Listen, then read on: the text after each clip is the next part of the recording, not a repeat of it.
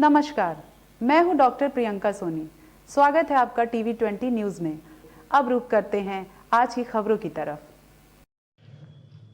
नर्मदेश्वर शिवलिंग के संबंध में एक धार्मिक कथा है।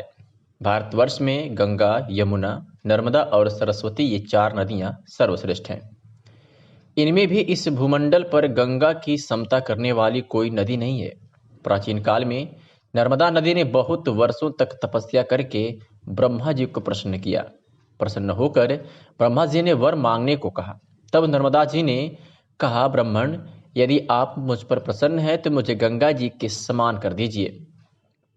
ब्रह्मा जी ने मुस्कुराते हुए कहा, यदि कोई दूसरा देवता भगवान शिव की बराबरी कर ले, कोई दूसरा पुरुष भगवान विष्णु के समान हो जाए, कोई दूसरी नारी पार्वती जी की समानता कर ले और कोई दूसरी नगरी काशीपुरी की बराबरी कर सके, तो कोई दूसरी नदी भी गंगा के समान हो सकती है।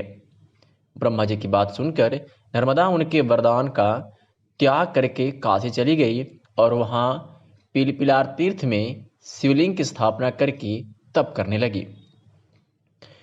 भगवान शंकर उन पर बहुत प्रसन्न हुए और वर मांगने के लिए कहा। तब नर्मदा ने कहा, भगवान, तुच्छ वर मांगने से क्या लाभ, बस आपके चरण कमलों में मेरी भक्ति बनी रहे। नर्मदा की बात सुनकर भगवान शंकर बहुत प्रसन्न हो गए और बोले, नर्मदे, तुम्हारे तट पर जितने भी प्रस्तरखंड पत्थर हैं वे सब मेरे वर से शिवलिंग रूप हो जाएंगे। गंगा में स्नान करने पर शीघ्र ही पाप का नाश होता है। यमुना 7 दिन के स्नान से और सरस्वती 3 दिन के स्नान से सब पापों का नाश करती हैं, परंतु तुम दर्शन मात्र से संपूर्ण पापों का निवारण करने वाली होगी। तुमने जो नर्मदेश्वर शिवलिंग की स्थापना की है वह पुण्य और मोक्ष देने वाला होगा। भगवान शंकर उसी लिंग में लीन हो गए। इतनी पवित्रता पाकर नर्मदा भी प्रसन्न हो गई।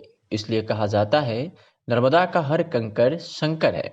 प्राथमिक विद्यालय में शिक्षिका संध्या राय को TV20 न्यूज सलाम करता है, क्योंकि आज के परिवेश में आप द्वारा शिव के बारे में भेजा गया पोस्ट पर खबर बनाने की मुझे प्रेरणा मिली है।